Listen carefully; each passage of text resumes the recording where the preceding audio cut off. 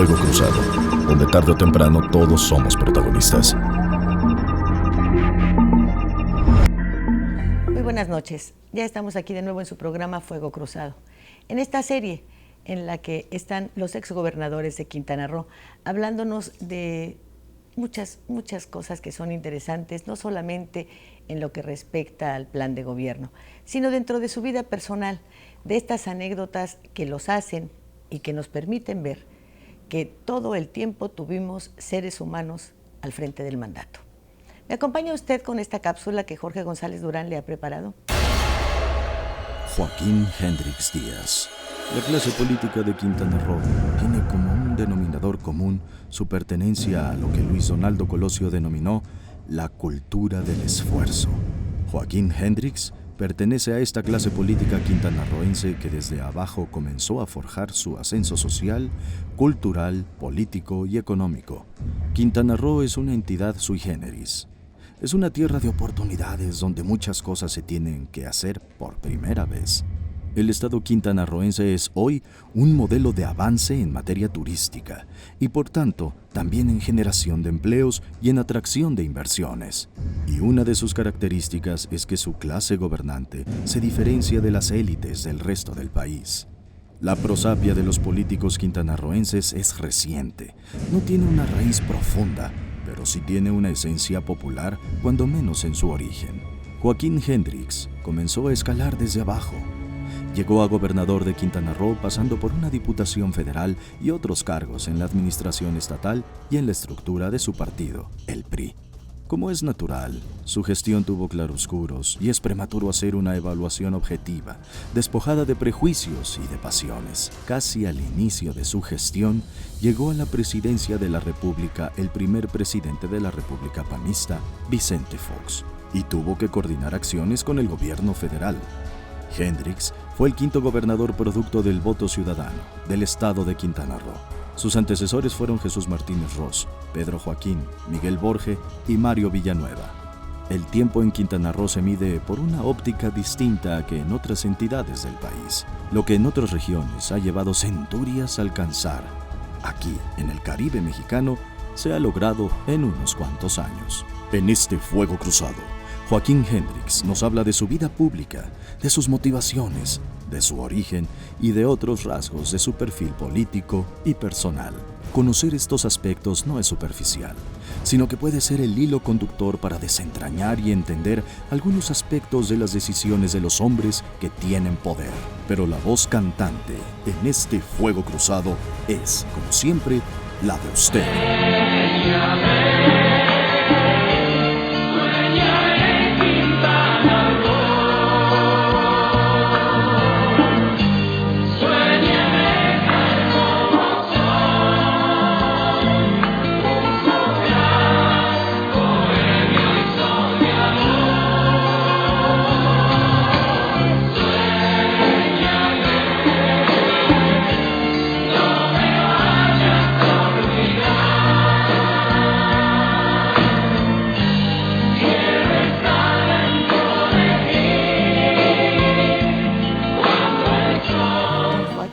Hendrix, ¿cómo estás? Muy buenas noches. Buenas noches, Lilia, muchas gracias. Gracias por darme también la oportunidad de participar de esta serie, que me parece que es, además de informativa para los quintanarroenses, tiene una gran dosis de humanidad y eso es un aspecto, me parece también muy importante para el conocimiento de nuestros conciudadanos. Fíjate que sí, porque en la mayoría de las ocasiones los ciudadanos tendemos a hacer ciertas críticas sobre la personalidad de quienes los han gobernado, sobre todo cuando se fueron.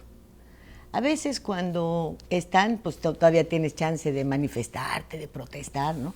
Pero ya cuando te fuiste, ay, ya, lo que fue, fue.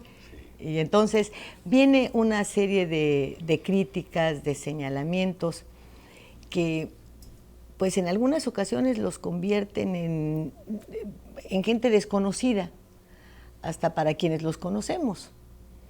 Se habla de sus familias, de sus hijos, se generan una serie de expectativas en torno. Entonces también por eso esta serie pretende hacerlos ver pues como lo que han sido. Y empezamos por tu niñez, ¿cómo fue? Sí, yo diría vuelta a la normalidad, ¿no? Después de todo lo que nos rodea en la responsabilidad tan trascendente que tenemos, que es un gran privilegio, desde luego, que esto nunca he dejado de reconocerlo, es el privilegio de pocos en muchas generaciones, y por ello nuestro compromiso debe ser de tiempo completo. Cuando llegamos a esta responsabilidad, debemos ser conscientes de que son 6 años en los que nuestra agenda personal la tenemos que hacer a un lado, porque... Bueno, ¿y antes de esos 6 años son maridos de tiempo completo o no? Bueno, hay de todo, ¿no? Como sucede con cualquier ser humano. Pero sobre todo en los 6 años, ahí sí tenemos que ser conscientes de que la responsabilidad es de tiempo completo. 24 horas. 24 horas. Ahora, respondiendo a tu pregunta, ¿cómo fue mi niñez? Pues, imagínense nada más la niñez de alguien que nació en una ciudad de escasos 14,000 habitantes aproximadamente en ese tiempo. Así era la capital de este estado, la ciudad de Chetumal, aproximadamente 14,000 habitantes, en donde las oportunidades para la propia formación de nosotros los chetumaleños era limitada. Por eso es que al llegar a la adolescencia y a las definiciones de lo que queremos hacer en el futuro, teníamos que dejar la ciudad de Chetumal. Pero volviendo a lo de la niñez, una niñez normal, con muchas limitaciones, sí, en una familia de alguien cuyos padres ni siquiera habían terminado la primaria. Muchos hermanos. Muchos hermanos, eso sí. Oye, ¿tienes hermanas? 4 hermanas. 4 Fíjate. hermanas, somos 7 hombres y 4 mujeres. ¿Y no las dejaron mientras fuiste gobernador? ¿Siguieron con sus mismos maridos? No, sí. ¿Cómo no les conseguiste otro, hombre? No, bueno, y eso luego... ya es cosa de... No, sí, 11 hermanos, pues no era muy fácil. Y bueno... Y todos comían. Y todos comían. No eran inteligentes, pero comían todos, vivos, ¿no? Dicen por ahí, unos más que otros, pero vivos y hasta la fecha, ¿no?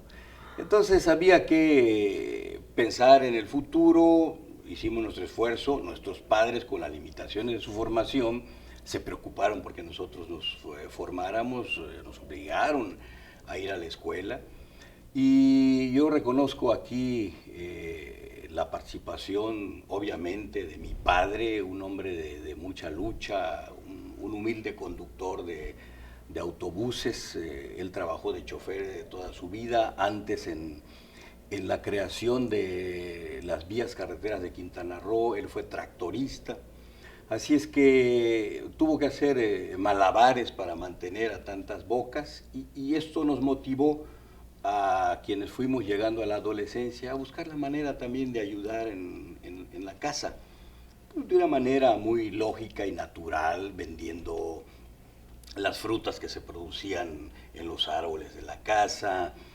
He referido, lo comenté en mi campaña política, yo me hice de mi cajita de bolear y me iba a lustrar zapatos también, a vender chicles. Bueno, también lo hizo Cedillo, ya ves. Sí.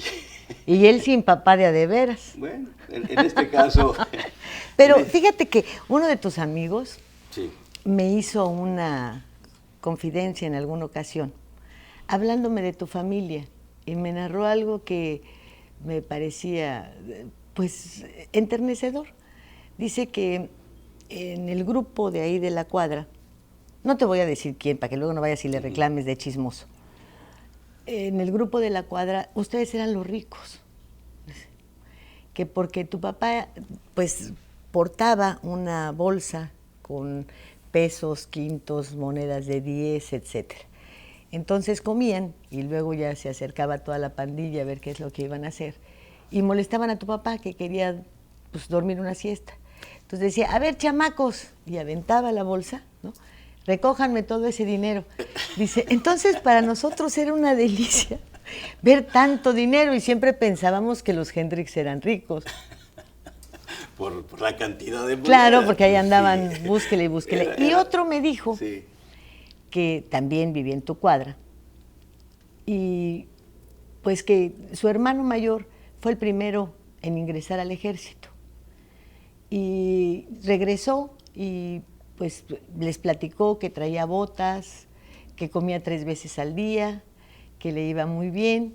Sí, y entonces yo fui el que engatusó a Joaquín y le dijo, oye, vámonos ahí, sí vamos a comer 3 veces al día y dicen que sirven muy bien y nos vamos a traer nuestras bototas y a vestir bien y a bañarnos diario y quién sé qué tanto te dijo.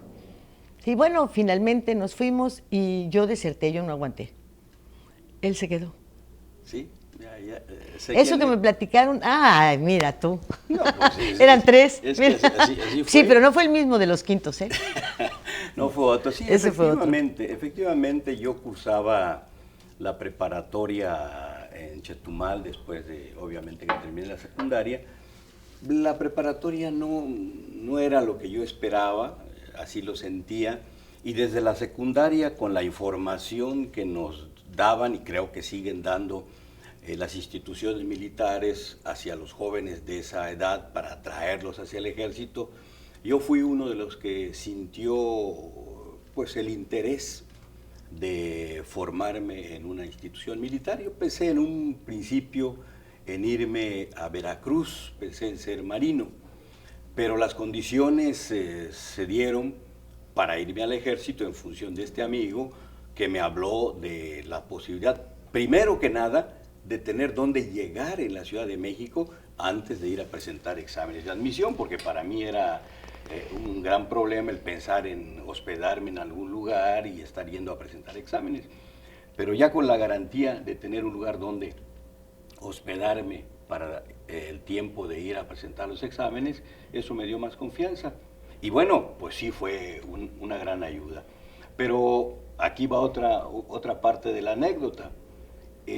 Yo no me fui inicialmente con el compañero que me convenció a que fuéramos al ejército, sino me fui con la familia de otro chetumaleño. Y este chetumaleño no le dijo a sus familiares que me llevaba. Y cuando llegamos a la Ciudad de México, al bajarnos del autobús, la tía del compañero le dice, tía, aquí estoy, vámonos a la casa. Y la señora era una señora típica del Distrito Federal, de algunas de las zonas del Distrito Federal, y cuando vio que el sobrino iba acompañado, le dijo, a ver, espérame, yo te dije que te recibía a ti, y este muchacho, ¿quién es? No, que es yo no lo conozco, yo no tengo casa de huéspedes, así que no hay espacio para otro. Ándale. Sentí que se me vino el mundo encima. Bueno, tuve que negociar con la señora, tuve que llorarle un rato, le pedí que me dejara... ¿Era viuda? Una noche. No, bueno, porque hay negociaciones que se hacen luego, ni modo. Le pedí que me dejara una noche en su casa. Me volví el sobrino adoptivo, el amigo se regresó a Chetumal. ¿Ya ves? Y yo me quedé ocupando su espacio en la casa. Oiga, imagínese usted qué pasó esa noche. Y ahorita volvemos.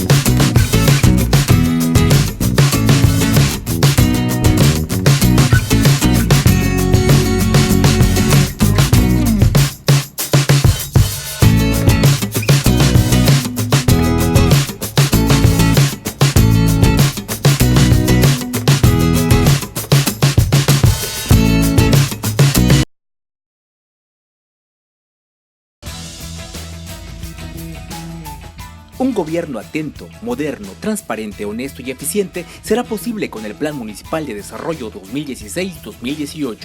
A través del eje rector Isla Mujeres de Buen Gobierno, se garantizará mejor atención a la ciudadanía con un gobierno cercano y de puertas abiertas. Hoy, gobierno y sociedad suman esfuerzos haciendo futuro por un mejor Isla Mujeres.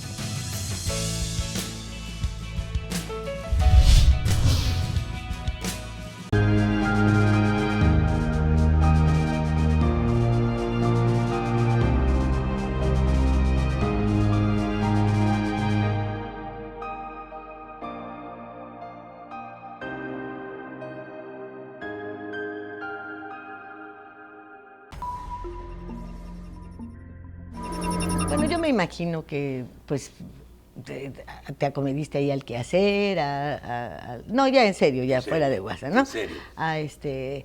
Pues, a no ser un estorbo, un peso en esa casa. Cuando la señora se levantó al día siguiente, Tú ya tenías hecha la cocina. Cosa que yo había aprendido en casa, efectivamente, yo ya había limpiado platos, ya había limpiado la mesa, y mi compañero chetumaleño pues estaba dormido, confiado de que estaba en familia. Claro. Él sí durmió muy bien. Yo me levanté muy temprano a hacer lo que acostumbraba a hacer, levanté la cama, atendí y me fui a hacer algunas cosas en la cocina, a poner agua para café. Cuando la señora se levantó, le causé buena impresión y de ahí yo me quedé en esa casa el tiempo que lo necesité mientras ingresé formalmente al ejército. Y obviamente nos volvimos amigos para toda la vida, la familia de la señora, una familia chetumaleña, por cierto, que yo no conocía, pero la señora me adoptó como un hijo más. ¿Ella vive todavía? No, lamentablemente ya falleció. Qué barbaridad. ¿Pero estuviste cerca de ella? Sí, siempre, toda la vida, muy cerca de ella. Ah, qué bueno. ¿Y luego cómo conociste a tu primera esposa? Bueno, pues... ¿A doña María? Eso fue en el ejército. En el ejército ella estaba en la Escuela Militar de Enfermeras, como son dos instituciones que corren paralelas en cuanto a la formación física, pero también en lo profesional, porque coincidíamos en las prácticas que hacíamos en el hospital militar. Nosotros los oficiales de sanidad egresamos de la escuela con título de enfermeros y nuestra formación es similar a la de las enfermeras, entonces hay una gran coincidencia. ¿Qué te gustó de ella? Bueno, son cuestiones de juventud, Sí, bueno, pero uno dice, bueno, es que me gustaron sus ojos, esto, lo otro. Sus pestañas. Sí, alguna cosa, aunque fueran postizas, ¿no? No, pues, tenía un cuerpazo. Por ejemplo, don Jesús nos dijo que doña Alicia bailaba muy bien. La primera vez que él bailó con ella dijo, esta, punto. Bueno, en el caso de doña María, pues independientemente de sus circunstancias personales, físicas, pues obviamente a esa edad, pues a los 16, 17 años, pues somos muy diferentes, ¿no? Entonces, pero me gustaba mucho que era dentro de un grupo de amigas, imponía respeto dentro de su grupo de amigas, era muy seria, muy formal, y eso me llamó a mí mucho la atención, independientemente de sus características físicas, que sí era guapa, claro. Obviamente todos vamos cambiando, mira cómo nos encontramos ahora, pero... No, pues tú te ves bien. La última vez que te vi bailar, además bailas muy bien. Bueno. ¿Quién te enseñó a bailar así? Pues allá en la Ciudad de México.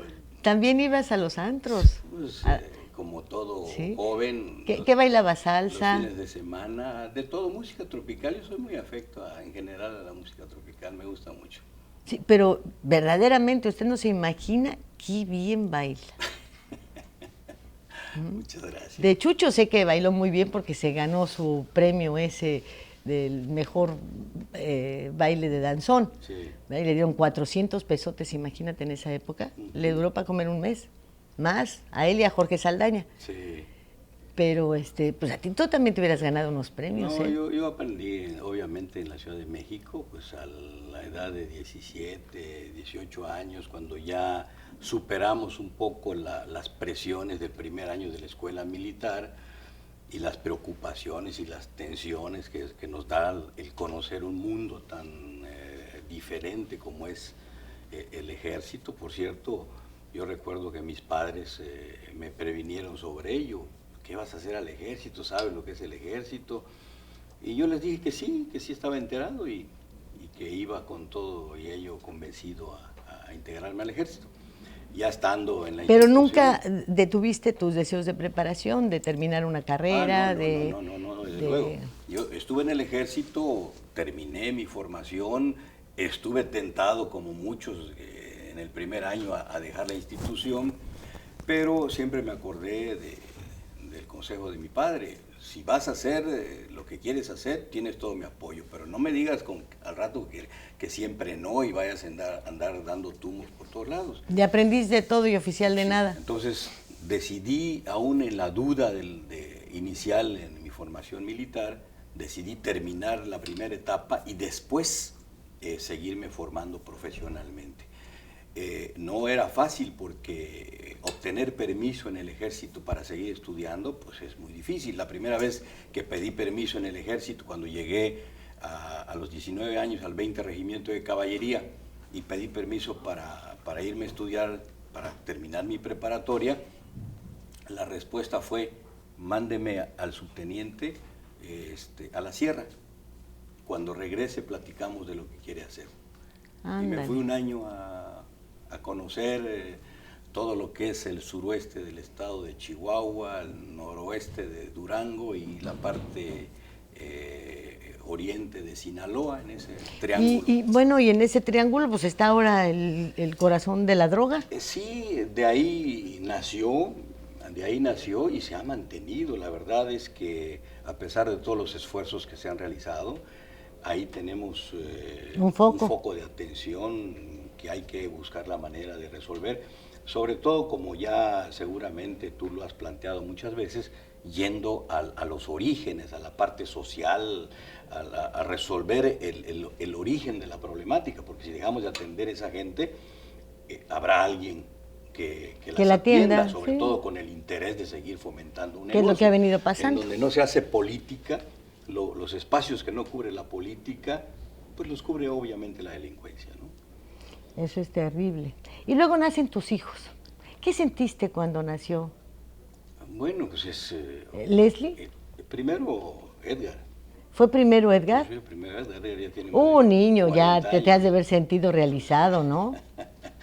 Sí, cómo no. Como que Dios te había premiado por portarte bien con las muchachas, ¿no? Yo creo que ya merecía.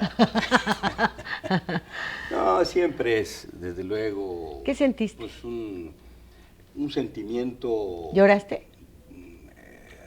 Poquito faltó para que llorara. No soy muy expresivo en ese sentido, pero sí, obviamente la emoción de ver a un ser que es producto de el cariño de dos individuos y verlo transformado en un nuevo ser, pues sí produce pues un sentimiento extraño, desde luego, de satisfacción y bueno, difícil de describir, pero es de verdad un momento muy interesante en la vida, yo creo que de todo ser humano.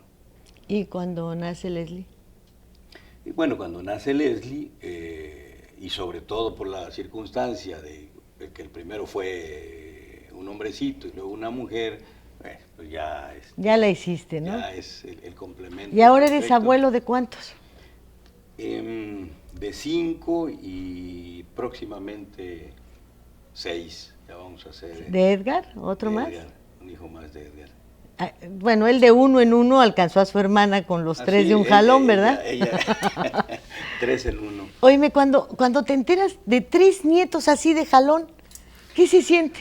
Pues si para el abuelo es obviamente una sorpresa, imagínense nada más para los padres que lucharon mucho por ello, después de tomarse un tiempo para planear el embarazo, encontrarse con que el haber retardado el embarazo produjo ciertas consecuencias y tener que someterse a un tratamiento y al final llegan al momento del anuncio, que con los apoyos que hoy existen de tecnología médica, le dicen, pues finalmente ya se logró el embarazo, pues muy contentos. A ver, pero espérense, antes de que celebren,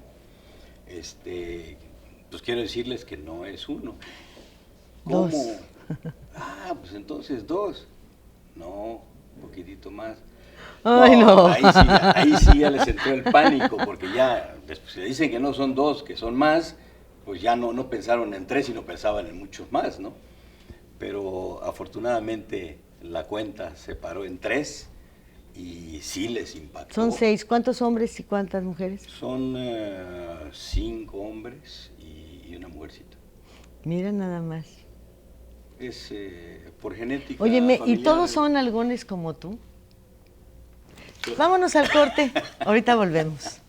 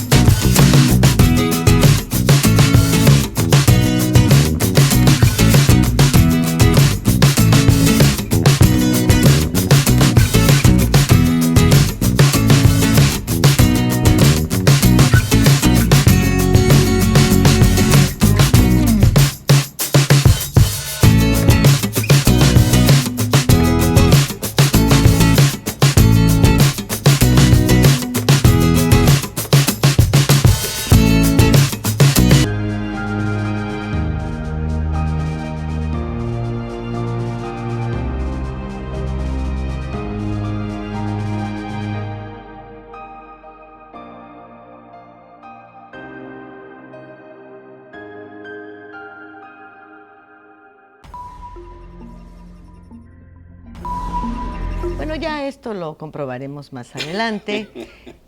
Cuando crezcan, y si todavía vivo, podría decirle simplemente, ¿cómo te pareces a tu abuelo?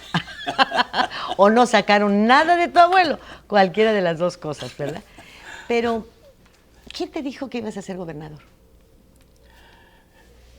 Qué interesante pregunta que ya en alguna ocasión me la hizo un compañero exgobernador de la península, casi simultáneo conmigo, una diferencia de un año. Él llegó a ser gobernador un año antes, y ya siendo exgobernador me hizo la pregunta, ¿a ti quién te dijo que ibas a ser gobernador? En un año de diferencia, en el año que me tocó participar en el proceso, las condiciones fueron diferentes. A él le llamaron para decirle que iba a ser candidato. A mí me llamó el presidente de México para felicitarme cuando ya fui gobernador electo. A mí nadie me llamó para decir que iba a ser candidato.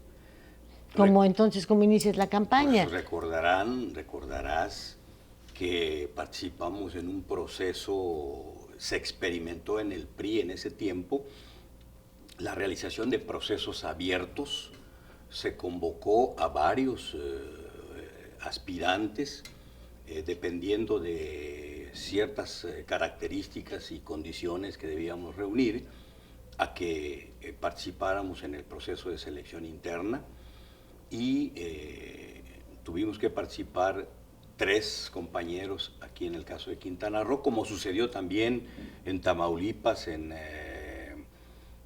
Puebla, también en Sinaloa. Fuimos como 5 o 6 estados en los que se abrió el proceso, y que al margen de cómo hayamos podido ser los finalistas en el proceso, porque mediaron muchos detalles que nos llevaría todo el tiempo del mundo comentar en este programa, al final llegamos, en el caso de Quintana Roo, 3 a participar en el proceso interno, y fuimos a un proceso con urnas abiertas, como si fuera una elección constitucional. Y para esos fines, pues a nadie de los que participamos nos llamaron para decirnos que íbamos a ser candidatos. Cuando menos a mí nadie me dijo. Yo estoy convencido de que a los demás a las dos compañeras que participaron en el proceso, tampoco les pudieron haber llamado para decirles que ellas iban a ser, puesto que al final no fueron. No creo que alguien se haya arriesgado a decirles tú vas a ser, y cuando al final el resultado me favoreció. Entonces fue una circunstancia diferente, especial de aquel momento. Participamos en un proceso interno democrático de selección con urnas abiertas y con independencia de quién haya sido el favorito de quien en ese momento podía decidir, las condiciones creo que fueron democráticas, de tal suerte que yo resulté electo en ese proceso para ser el candidato. Bueno, ¿cuál fue el día más feliz dentro de tu mandato? El día que te hubieses sentido muy satisfecho, que hubieses llegado a la casa muy contento contigo, con los demás, que te haya dado una gran felicidad. Es muy difícil hablar de un día, Lilia. Yo creo que en la responsabilidad del gobierno se van dando sucesivamente eventos. Pero eso hablaría así como que de un gobierno muy plano. Y el tuyo nunca pudo haber sido plano porque pues tenías el enfrentamiento en el Ayuntamiento Benito Juárez, tenías la sombra de Mario Villanueva pues pisándote permanentemente los talones, se buscaba checar cuáles iban a ser tus reacciones, se había generado una serie de enemistades que se movían, ¿no? De intereses que se movían, porque estaban del lado de otros participantes. Sí. Entonces, yo creo que tiene que haber un día, es más, uno que haya dicho, ahora sí estoy feliz porque le partí. Bueno, puede ser, ¿no? O puede ser que digas, estoy muy contento porque hice el bien. Un día, tu gobierno no fue plano, entonces tú no me puedes hablar de que así, que todos los días plano, iguales. Pero te podré referir a algunos, no uno específicamente. Sí, efectivamente, el inicio de mi administración fue verdaderamente complejo, sobre todo porque habían en el Estado en ese momento muchos problemas. Al Estado se le había estigmatizado como un Estado que en general... Ligado al narco. Pues, estaba ligado al narco. Sí. Y entonces, el inicio fue entonces demasiado complejo y hubo que buscar la manera de sanearlo, de limpiarlo, y por eso de lo primero que yo hice cuando llegué al gobierno fue convocar a las instituciones de más respeto en este país y que podían ayudarnos a quitar esa sombra en el estado de Quintana Roo, y fue cuando creamos el programa del sellamiento de la península con la participación de la Secretaría de la Defensa Nacional y la Armada de México. Y entonces con esa sumatoria pudimos despejar cualquier duda que hubiera en cuanto a la determinación que teníamos por tener un Estado en mejores condiciones y quitarle esa sospecha de involucramiento, no de un individuo, sino de muchos en relación con... De un ejercicio prácticamente de gobierno, ¿no? Así es. De una penetración en las autoridades. Así es que esa parte era muy importante, y junto con ello, obviamente, habían muchos intereses. Tú lo recordarás, se hablaba de que yo tenía que dejar la gubernatura. Pero a los 2 años, para que no hubiera elecciones pues, y llegara... Iba a caer en cualquier momento. Aquellita. Entonces, sí. Pero bueno, pues, hubo que ir acreditando momento a momento que había el equipo, que había la capacidad en el gobernador para sacar adelante la responsabilidad.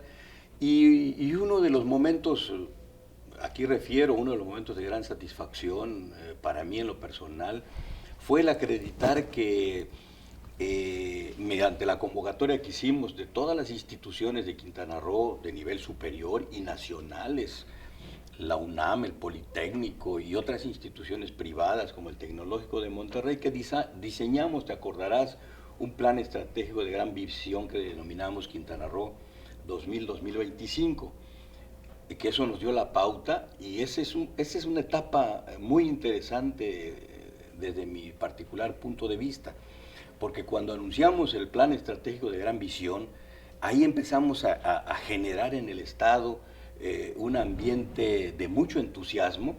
Fue cuando empezamos a traer un gran cúmulo de inversión española, se empezó a venir la inversión española, y fue cuando generamos la nueva marca en Quintana Roo, la Riviera Maya. Antes dependíamos solamente de Cancún. En este momento fue cuando surge una nueva marca para promover el turismo en Quintana Roo, la Riviera Maya, y entonces se empezó a dar la inversión en infraestructura hotelera, pero también producto de este plan de Gran Visión, nos quedó muy claro que teníamos que construir en el Estado un nuevo segmento del turismo con el golf, a través del golf, y empezamos a promover el desarrollo de campos de golf. Pero tú ni jugabas golf, tú jugabas tenis. No tiene Y yo creo que ya ni juegas, porque antes estabas más ponchadón. No, sí. Te veo así como desinflado.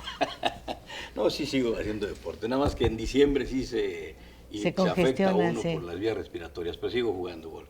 Entonces, pues no necesita uno practicar determinado deporte, pues tampoco corro maratones. En automóvil, y recordarás que hicimos un gran esfuerzo, estuvimos a punto de traer una prueba de Fórmula 1 a Quintana Roo. Esa es una de mis grandes frustraciones, pero mira, ahora está en la Ciudad de México y con expectativas muy, muy interesantes. Esa prueba del automovilismo era para Quintana Roo, y no dudo que con el tiempo vendrá a la Ciudad de México, pero algún día estará aquí en Quintana Alguna Roo. sucede. Así es, ¿verdad? efectivamente. Valdrá la pena. Pues esos momentos son muy interesantes, porque en ese momento siento que se da el despegue, que me sacudo los lastres que traía, que es al año y medio, casi llegando a los 2 años, y entonces empezamos a impulsar el desarrollo de Quintana Roo en varios de los segmentos, anunciando la posible construcción de marinas turísticas, de traer más congresos y convenciones a Quintana Roo, de traer moda, de traer algo de cine. Empezamos a generar el interés. ¿Y cuál fue el peor día?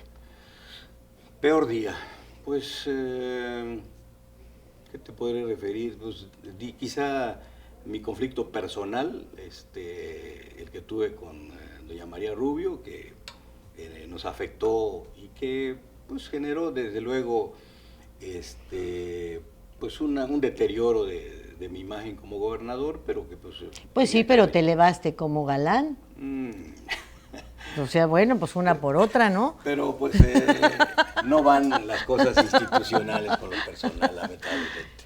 Y ahora, en esta tarea que tienes dentro del partido, ¿cómo te sientes dentro de tu partido? Muy contento trabajando con el presidente César Camacho, y muy contento porque, sin desconocer lo que está pasando en el país, que nos obliga a multiplicar el esfuerzo, con el presidente César Camacho, con el que coincidí una etapa breve como gobernador, pero coincidimos como gobernadores, y con quien tengo una gran comunicación, pues tenemos una gran libertad de poder proponer, de poder analizar.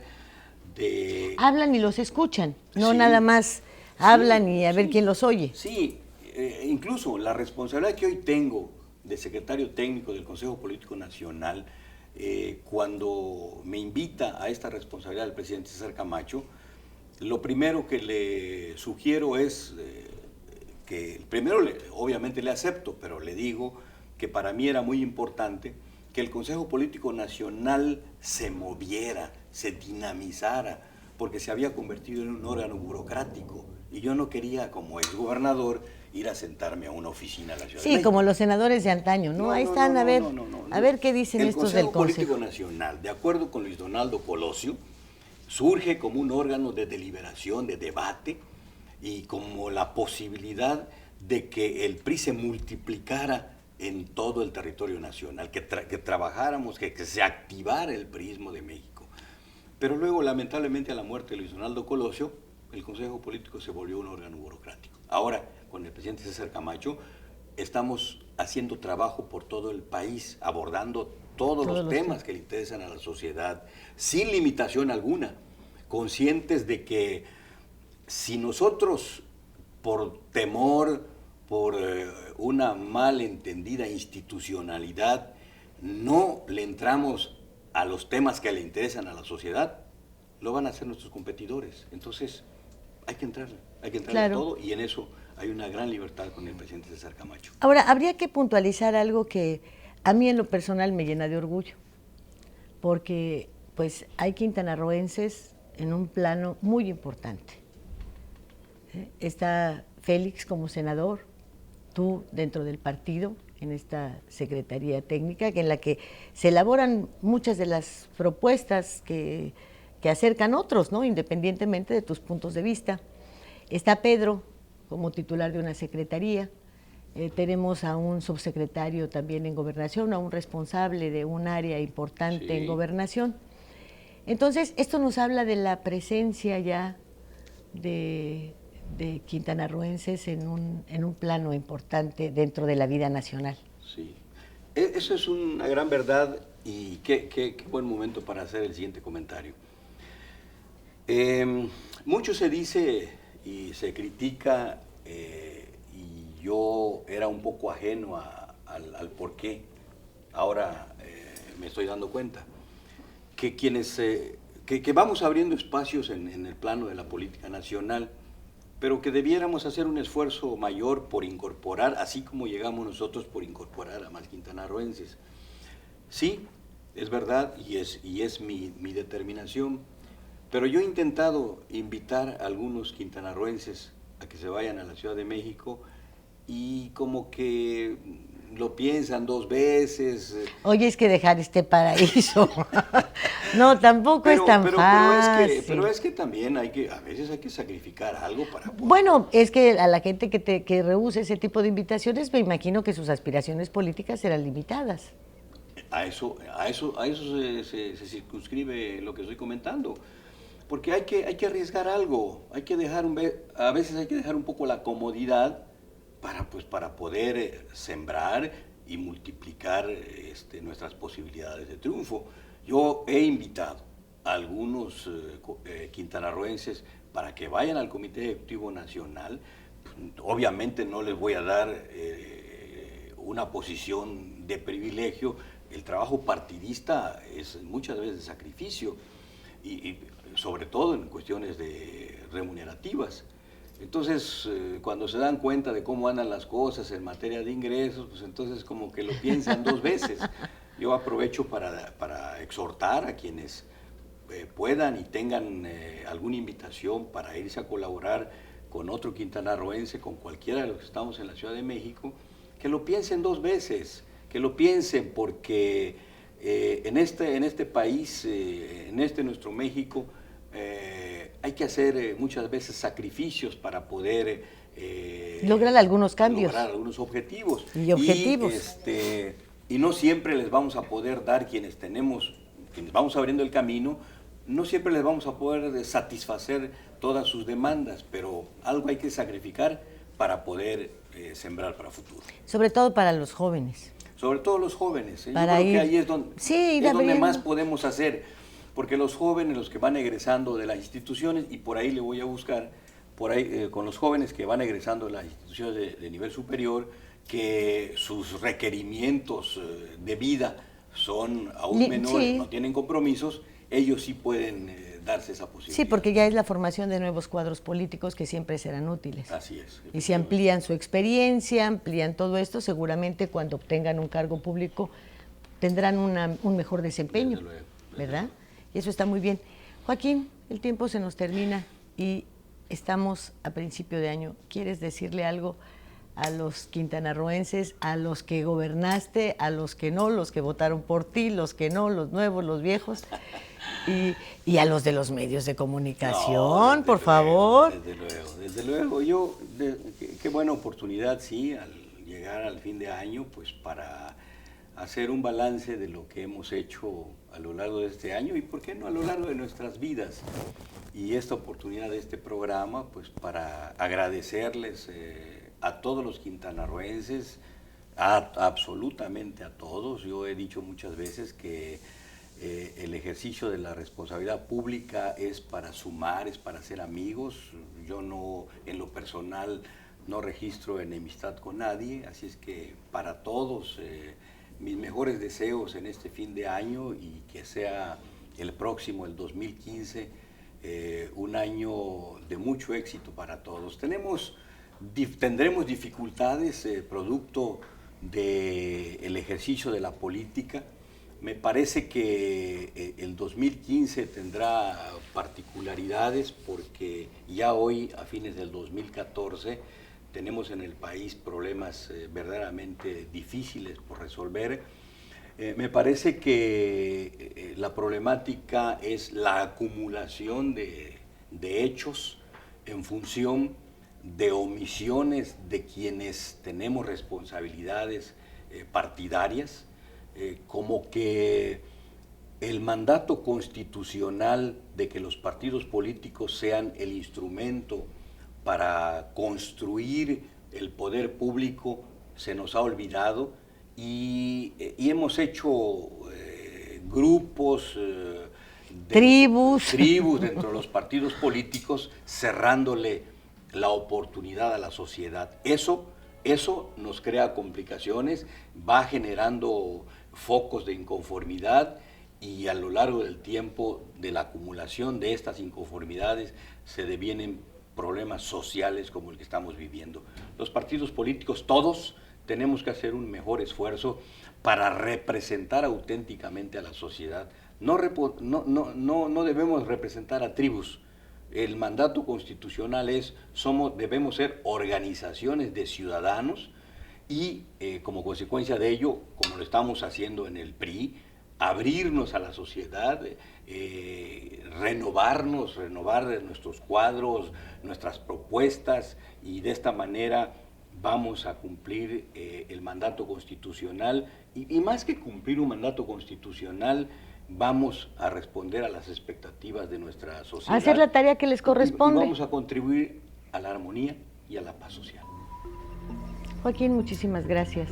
Al contrario. Te deseo a ti y a tu familia un muy buen 2015. Muchísimas gracias. Muchas gracias a todos y también muchas felicidades a todos. Gracias. Muy buenas noches. Buenas noches. Fuego Cruzado, donde tarde o temprano todos somos protagonistas.